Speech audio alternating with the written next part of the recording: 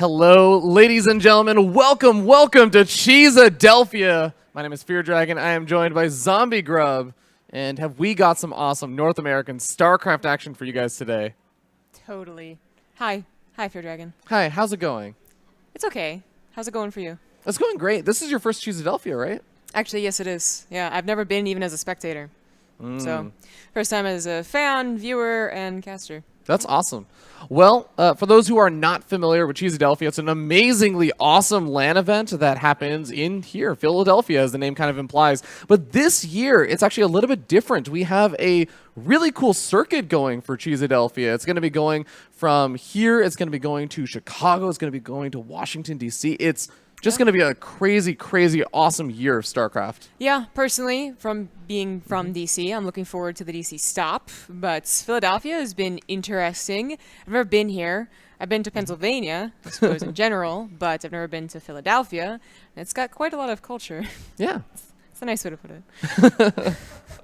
All right. Well, ladies and gentlemen, again, Cheeseadelphia, primarily a LAN event about North American StarCraft, but we actually have some really, really cool signups from players that are actually very much not from just North America. We have players from Australia. We have players from Europe. We have players from Mexico, which is part of North America, but oftentimes kind of segmented off as like, South America, Latin America. Copa America. Copa America. There you go. Yeah. No, yeah, absolutely. One from Russia, is it? Rail? Yeah. Yeah, there we go. So a lot of different places. But yeah, like the Cheeseadelphia, Kings of the North, I guess, a couple DC lands, like Cheeseadelphia being definitely the biggest, but all of them actually being able to highlight North American talent when sometimes, we only get to show our top 8 maybe at some of the other events that happen, over in Europe, of course, in Korea. I guess we don't see many of our talents over there, but sometimes we do. But of course, here at Cheeseadelphia, we're going to see so many people from the very top of the NA ladder actually duking it out, and all the really specific styles and strategies that come along with it. Some of these guys have a lot of characterization in their play. Yeah, and speaking of these players, we do have their Gemini on the screen. He's going to be playing in our first match versus the one and only CalebAracous. There's Caleb, both of them. Something I noticed earlier, they both wear glasses. Cool. Super cool fact, except one of them's not on the screen, so... Well, Gemini cool. also wears glasses. He was there earlier. Come on, Zombie Grub, pay also, attention. I'm pretty sure his name is Emini. It is Emini, as decided by Artosis himself. Yeah, I think he also acknowledged that that's how it was said. Yeah, he's pretty happy about that. I think he's basically changed the pronunciation. It's like what Idra should have done when Artosis called him Idra. Idra. That's he still sticks with that, Yeah. Yeah, he's never going to change. He's stuck with it at this point. Yeah, apparently. Yeah. All right, but this is going to be a pretty awesome matchup. I know a lot of people are actually coming into this kind of favoring Caleb a little bit. He's actually a very solid North American Zerg player. Gemini, I would say, a very prominent community figure in terms of for the Protoss scene, just because he is really, really adamant about kind of pushing out a lot of Protoss strategies out there. He's one of the head people on all things StarCraft for the subreddit. Yeah. He writes a lot of guides for Team Liquid and everything for Protoss. Really does know his stuff, but it's going to be about execution for him, I think. Yeah, of course. He's actually a really awesome part of the community, as you said, especially for the Protoss players. But being kind of top of the ladder as well is truly impressive with how much that he does. He said with all the Team Liquid articles and stuff. So I'm looking forward to what he can show us. I guess not too often do we see him again in those WCS round of 32s, but... well, yeah, I'm pretty sure anyways. But, here he actually has a really good shot to not just make it to tomorrow, but perhaps a little bit, from there, maybe round of 8. Yeah. Also worth noting that, of course, these are the group stages. For those who are not familiar with how Cheeseadelphia works, we're going to be starting off with the group stages in the round of 64. And actually, we have so many signups this time, Jess, that there are actually groups that have more than 4 people in it because they're what we call the rat tail groups. Yeah. So basically, people get to duke it out for an opportunity to play in the normal round of 64 matches for their shot at playing Neeb in the very first round of the Cheeseadelphia. Did he actually get in rat tail? I believe so, because the rat tail groups tend to be for the. I think they tend to end up being for the higher seed players. Usually. Okay. Well, that's what I figured, and he is the highest seed. So Yeah, I mean, exactly. that would make sense. But I know I thought I heard it was in a different group. But yeah, so he even gets the honor, I suppose. Well, actually, for some people, I know we're kind of like making jokes, but for some people, that's literally why you come to a LAN. You don't expect to make round of 32 even, but you expect to meet some people and maybe play against someone that you really enjoy watching on the big screen. I mean, I would kill for an opportunity to play Neeb. That'd be great. I think you could. I think you could actually ask him. You think so? I think you could. Well, I mean, we're gonna find out later I don't know. today. You might think it's a waste of time, honestly. Well, but. yeah, it will be a waste of time, but you know what won't be a waste of time? This game we're going to be hopping into right now, ladies and gentlemen, as I believe both Gemini and Caleb are ready and looking to... actually, it sounds like we may be... Hold on. Hold on for a moment, but... All right. Well, it is on the screen, but it does seem to be without audio, so... We'll just you commentate and I'll put the sounds on. All right, that sounds great. Actually sounds amazing. All right, let's go through these intros really quickly as we're going to be spawning up in the top left-hand corner of the map, top of the red Zerg player. Put your hands together for CalebAracous. Where were the sound effects, Zombie Grub? What sound effects would there be there? I wanted some cool sound effects. Okay, I'll do the sound effects. You do the intro. Tell me how to do intro sound effects. In the bottom right, as the blue Protoss, it is Gemini. The camera doesn't make any sound, dude. It's the sound of the wind blowing past you as you zoom forward into this awesome game of StarCraft, Zombie Grub. If you wanted me to do sounds of like the minerals being mined, like the of the drones. Is that the sound of a mineral being mined? The drones do that sound that's very like, or maybe that's a Big sound actually. I don't know if they do in StarCraft 2. I know I usually have music playing when I play StarCraft 2. So I could also replicate like, retro wave in the background, which is exactly like my stream. But in all seriousness, without the sound, we should hopefully still have a great PvZ here. Starting off on Catalyst, we are on the map pool as you guys would know it. I know that recently they've released the preview and then announced that, of course, in a week's time at WSS Leipzig, there will be the new map pool, but Philadelphia is on the old/current one. Yeah, so all the players do have a good amount of practice on these maps. They've been playing it all season long. Some of these maps they've been playing for 2 seasons. Or, then there's also Bizzle Reef, which you've been playing for basically, it feels like 3 or 4 years at this point. But, well, yeah. You know what? I'm not a hater. I enjoy Bizzle Reef, so. Yeah. I think everyone kind of like, said like, yeah, okay, we can do that for another map pool, but, don't include it like Daybreak or Overgrowth. And it is going to be sent out along with most other ones. I actually forget which ones they're keeping from the old map pool. Yeah, I was looking at that earlier. I remember they're keeping like Black, Pink, and Neon Violet Square, but after that I'd be happy with that. I'm blanking out a little bit, but yeah. Adept getting a little bit of nice harassment done, trying to poke in over at the front. It looks like Caleb does have a pretty solid defense there. Got a decent number of Lings, got the Queen out in position, and well, Gemini's going to have to back off for now at least, but he's going for the Stargate follow-up. Yeah, well, the important thing is that this Protoss player gets all the scouting, right? I mean, that's kind of the difficulty of PvZ for the first 4 minutes, let's say, where there could be a 2-base island, there could be a 3-base island. If you scout the third hatchery, doesn't mean necessarily that they've droned the third base. And by going for the probe, then the adept, then the oracle, you kind of cover all moments in time, except for like, really sneaky zergs that do kind of like move past and you don't quite see it. Well, it looks like Caleb's not going to be caught too off guard by this. He's going for those spore crawlers. The Overlord, actually, I think, is still not actually moving in to scout anything out just yet in the main base. So, actually, no, sorry, I take that back. This looks like a Stargate was already spotted out, so that might have been what prompted the spore crawlers then. I hear music. Ooh. Oh, no, it's just the YouTube thing. That's actually the though. most ingenious thing. I want to give a shout out to our production. That is something I never would have thought of doing in a million years. And the fact that it's Terran isn't even off base because StarCraft 2 literally just chooses a random race music to play in the background. It's PvZ, but we got Terran. Makes a lot of sense. This is what's looks to be a standard opener. We got a Phoenix kill a couple of Overlords. The Overlord did eventually dip in, but saw what it was basically expecting to see, I suppose. A couple of Adepts holding the front, 3 gateways, and a Robo building. All right, and it looks like it's just going to be the Oracle into Phoenix. We have the Oracle moving into that natural. Looks like the Queen is going to be able to push it back for now as it goes over to the third. Snags a kill or 2. Just 1 kill for now, and manages to get out of there alive. That's the most important thing with this Oracle. Is it's not necessarily about doing devastating damage as it once was. It's about just getting good scouting information, getting whatever pickoffs you can, forcing some spore crawlers, and then just keeping it alive for Revelations. Yeah. I mean, you can go for 2 Oracles and then also pair them up with a couple of Adepts, and that can sometimes be a nasty attack when the Zerg thinks they can be very greedy, but that has not been Gemini's plan here. We got a Hydralisk Den now coming out for Caleb. Resonating Glaives is on the way for Gemini, along with a Warp Prism, so we'll see if he adds on a large amount of gateways basically right now as he's pushing the Overlord away, and there's 3 more already. Any more?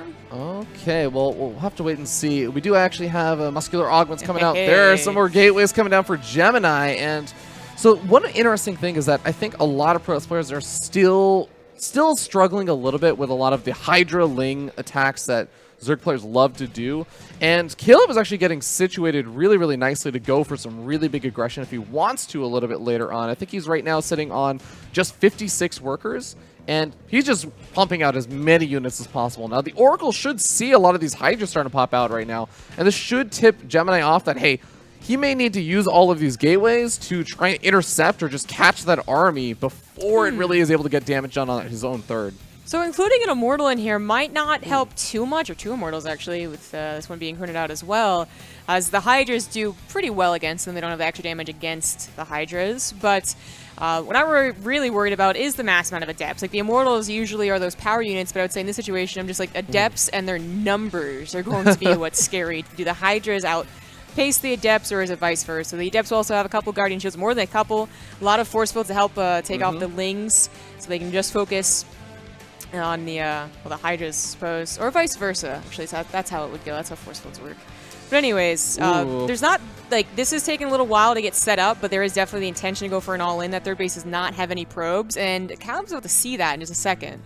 Yeah, but the funny thing is Caleb doesn't actually have that many Hydras over here. They're sort of slow to rally out, and now the Adepts are looking to pounce on top of these Hydras that really just do not move that fast off of creep. Zerglings are going to be able to help engage, and Gemini, is he going to be regretting that shade forward? It looks like he regretted it at the very last second, and that could have been maybe an extra shot. The Force Fields, of course, were way farther behind the shades, and it ends up being a little bit more awkward than perhaps it could have been, but I don't believe that Caleb was expecting so many Adepts, and now that he sees it on the way, he is desperately trying to get just more army. I'm not sure he's going to be able to make it to Lurkers, but he will have the high ground temporarily before the Adepts force those Hydras off. Yeah, Lurkers, if they are able to come out, are going to put a hard end to this push very, very quickly. Maybe the Adepts can continue some harassment, but Gemini really needs to get something done here and now, because that third is effectively a fake at this point. He's not mining from it at all. Force Field's coming on down, and the Guardian Shield is helping out a lot in tanking this Hydra DPS. Gemini looks like he might start being able to push forward, but he needs some more units on that right-hand side, or he's going to start losing his sentries. His priority was killing the Hydras, trying to kill his Warp Prism. I think that was the correct priority. The sentries already done a lot of Force Fields. There weren't too many things they could do otherwise, because they don't even have a Guardian Shield anymore, and saving that Warp Prism was probably more important. Now, Caleb is trying to buy more time, but unfortunately, with the Warp Prism still being alive, the rate of production, the Adepts, are simply going to be better than the Hydras. GG. Yeah. Gemini taking game number 1 in this best of 3. And I think, again, a lot of people came into this saying, oh, you know, Caleb is just a little bit more well-known as, like, someone who's trying to be this adamant competitor. Gemini known more as, like, oh, he's the guy that writes a bunch of guides on all things Protoss. He's still a good player, but, like, I think he was a bit of the underdog coming into this, so already cool to see him going up 1-0. Yeah, I mean, he did use an all-in build, and one that was very tricky as well. The third base was put down at a completely normal time. It wasn't a little bit delayed for another type of Adept attack at the very beginning. It was something that you can scout once and say, well, they'll probably build probes there. But that is the fallacy, right? Like, you do want to get that secondary scout that sees if there's probes, or ideally an overload in the main base to see that that's not just a couple of extra gateways for production. That is a lot of extra gateways for production. So, yeah, scouting the biggest issue right there. Certainly, Caleb's got a probably better game in mind once he has his control. I mean, he was also going for something pretty aggressive. I mean, we didn't really get to mention that. We were so focused on the Adepts. But he was doing Ling Hydra and following up with a Lurker. Like, I didn't see many upgrades. The fourth base, like, the drone count wasn't as high as it would be if you're really playing a macro game. They both wanted to be aggressive, but, you know, I think we learned that Adepts trump Hydras. And I think a lot of that also comes back down to the scouting information. So Caleb moves in, he sees that, oh, there is a third base. And he thinks, oh, you know what, this looks like a Protoss player that maybe has got some extra gateways coming down. He didn't quite see all of them. He didn't see that there was going to be this massive Adept force coming after him soon. and he just thinks, okay, yeah, this is my time to go for that big attack. Whereas Gemini, he had that Oracle alive that we go back to that he was able to keep alive for a really long time. He saw the Hydra attack coming, and he was able to say, like, yeah, this is a fake out third. My opponent's going to move into me. I can just pounce on this. And while they did get a little bit iffy at first, just because the Adepts got so far ahead of all the sentries and everything, it still ended up working out in the end. I think it was just a lot of good scouting information for Gemini and not that same scouting for Caleb. Yeah. I mean, that was a case of, like, there wasn't a lot happening in the first 6 minutes of the game, so they both could really just play their build order. But it did work out in favor of, I mean, the build order wins in StarCraft 2, usually you can't really say, like, well, that was just a build order win. There's always the mechanics that go behind it, but, I mean, that did very much so help. Yeah. All right. Well, I think that we actually do have sound, by the way, now, ladies and gentlemen. Cool. So awesome from production. Thank you so much for getting that to us. But of course, I also want to remind you guys that if you are interested in supporting Cheesadelphia, there is, in fact, that Matcherino page. There is that Matcherino page that has a couple of really awesome rewards on it as well that I think you can buy. So go ahead and check it out. And I think if you type in !Matcherino in the chat, you'll get a link to that Matcherino page. Contribute as much as you want to the prize pool if you're interested in growing it, rewarding these players for just showing some awesome games. And I believe also there's the promo code Cheese6. Yes, there you go. So if there are still codes available, then you don't even need to pay out of pocket. In fact, you just go down, you put a coupon code in. There's no need to put in like your MasterCard or whatever. It is that easy as long as you have a Twitch account to connect to. And Matcherino at this point has really proven themselves as trustworthy for multiple esports, but like really a lot to do with StarCraft too. I mean, that has kind of been a big proponent in their growth, Matcherino. So it's awesome to see them continue working with StarCraft 2. Yeah, they've been doing a really, really awesome job. And I love that we have the whole thing saying, yep, there's exactly how you enter in that promo code. It's actually that easy. It's not really something that actually takes a whole lot of time. So if you're interested, if you're just sitting around and waiting for that next game to get started, this is a great time to do it. You can even do it from your phone. It takes maybe 30 seconds to do. And you're adding money to the prize pool. Yep. And a lot of these players, I mean, I think Neeb being the most famous, everyone's going to think that he's going to win. But there's a lot of other cool players that have, as I was talking about in the very beginning, like the very particular styles. I mean, we have some cannon rushers here that are most well known for cannon rushing. We have some mech gods here. We have we do have some mech gods. A lot of great players. Yeah, lots of really, really awesome players. And again, from so many different places. Really looking forward to seeing exactly how this entire event is going to go. And speaking of all those different players, we actually have a pretty intense group this time for this particular group. Gemini versus Caleb. The winner of this is going to be going on to face off versus the winner of Jon Snow versus Honey Vinegar. And I think a lot of people are going to be looking at that and saying, Jon Snow probably a pretty favorite in that. Jon Snow is actually one of the former Cheesadelphia champions, so that just goes to show you he is a really, really solid player. But, man, Jon Snow, Caleb, Gemini, all three like pretty solid GM players, I would say. It's kind of a stacked group. Like it's not even a guarantee. Like being a Grandmaster League player is going to get you into the round of 32. And I would say with these number of people and just in general NA lands, like it usually is a guarantee into those higher brackets, but not this time. No, this Cheesadelphia is actually pretty damn stacked. Yeah, it is. Well, looks like we actually got into game. And is going to be on Black Pink. A very fun map. In the top right, currently down 1. He is the red Zerg, Caleb. Whoosh.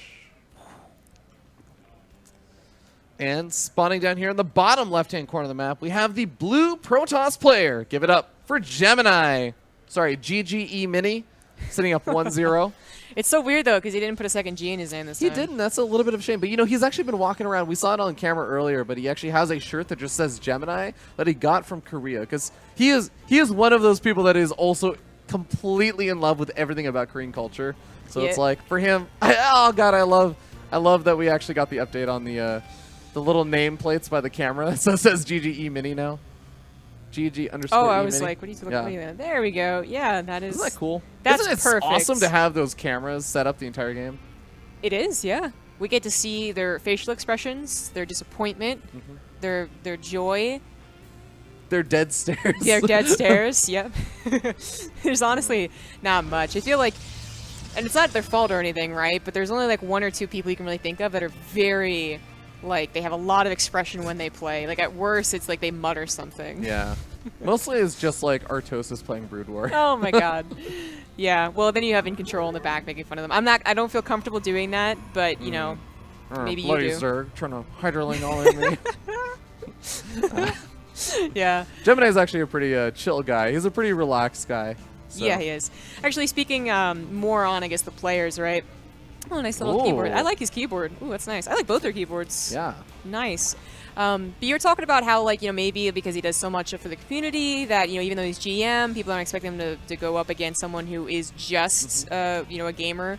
But it's, you know, Pig, right? I remember I just tweeted at him saying, like, it's funny how you got to be a better player when you stopped being a player. Because, I mean, like, he would start just studying, right? Yeah. He would study all different points of view.